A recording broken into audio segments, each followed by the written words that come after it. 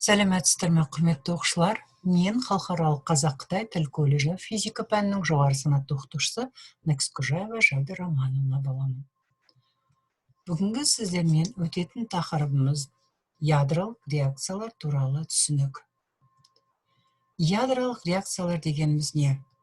Ядролық реакциялар деп атом ядросының басқа ядрамен, элементар бөлшектер және гамма кванттарымен өзара әсерлесу кезінде болатын түрлендірулерді айтамыз. Енді осы ядролық реакцияның жазылуына көңіл бөлетін болсақ, реакцияға түскенге дейінгі және реакцияға түскеннен кейінгі элементтерді кіші және үлкен әріптермен белгілейтін болсақ, бізде реакцияға дейінгі әріпіміз кішкентай а және үлкен аның қосындысы беріліп тұр.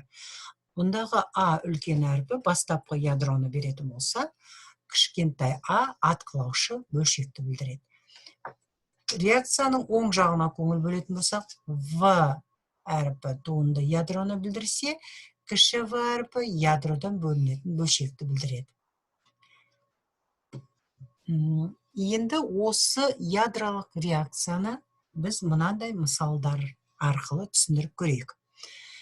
Алдарыңызда екі мысал берілген.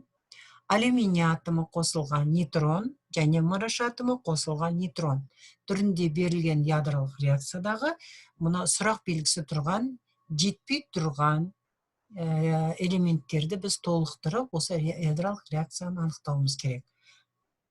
Қарап отырсаңыздар, ядролық реакция толық болу үшін реакцияның сол жағы мен оң жағының атомдарының массалық сандары және де барлық массалық атомдар сандары бірдей толық болу керек. Яғни алюминий атомы мен нейтрон қосындысы массалық саны 28-ді білдіретін болса, гелий атомының 4 массалық санына натрий атомының 24-ке тең массалық саны сәйкес келеді. Ядролық реакцияның энергетикалық шығуы дегеніміз не?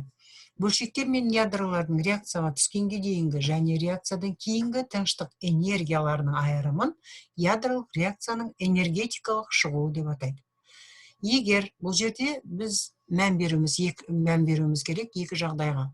Егер де ядролық реакцияның энергиясы, яғни байланыс энергиясы нөлден үлкен, яғни оң санға тең болатын болса, онда реакцияда энергия бөлінеді. Тыныштық энергияның есебінен реакция өнімдерінің кинетикалық энергиясы артады. Мұндай реакцияны экзотермалық реакция деп атаймыз. Ал егер де бізде байланыс энергиямыз теріс сан болып қалса, е кіші нөлден болса, онда реакция кезінде энергия жұтылады.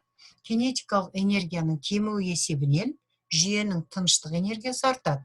Осындай реакцияларды эндотермалық реакциялар деп атаймыз. Енді осы ядролық реакцияның энергетикалық шығуының жалпы формуласына тоқталатын болсақ, оны екі түрде көрсетуге болады екен. Дельта Е тең Е01 минус Е02 немесе дельта Е тең бірінші ядроның массасы мен екінші ядроның массасының қосындысынан үшінші ядроның массасы мен төртінші ядроның қосындысын азайтып, жарық жылдамдығының квадратына көбейтеді екенбіз. Төмендегі ядролық реакция кезінде энергия бөліне ме, жұтыла ма? Осы сұраққа жауап беру үшін біз жаңағы формуламызды пайдаланамыз. Алдарыңызда азот қосылған гелий атомдары, шығындысы оттегі және сутегі атомы шығып отыр. Бұл жерде сутек атомының изотопы. Енді қарап отырсаңыздар, осы реакция кезіндегі энергия бөліне ме, жұтыла ма екендігін анықтау үшін біз алдыңғы формуланы қолданамыз. Шешуі дельта Е тең бірінші атомның ядросы бізде азот атомы болған, соның массасына гелий атомының массасын қосамыз.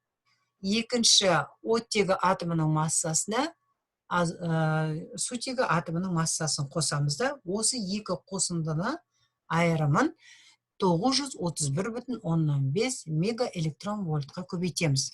Сонда біздің энергиямыздың өзгерісі әрбір шамаларды орындарына қойған кезде теріс санға ие болып отыр. Минус 1,2 мегавольт. Ол деген сөз, егерде энергияның өзгерісі теріс санға тең болатын болса, энергия жұтылады. Есеп шығарған кезде біз көбінесе изотоптардың салыстырмалы атомдық массаларына көңіл бөлуіміз керек. Мысалға, алдарыңызда кейбір изотоптардың салыстырмалы атомдық массасы берілген. Сутегінің өзі 1,1 болсын болса, оның әрбір изотоптары дейтерий, тритий, гелий, литий, бериллий атомдарының, мына жерде бейтарап атомдарының массасы көрсетілген. Алдыңғы сабақтардан жақсы білесіздер, бізде жалпы берілген ядроның өз еркімен альфа, бета, гамма бөлшектерге түрлендіруі радиоактивті ыдырау заңын білдіреді.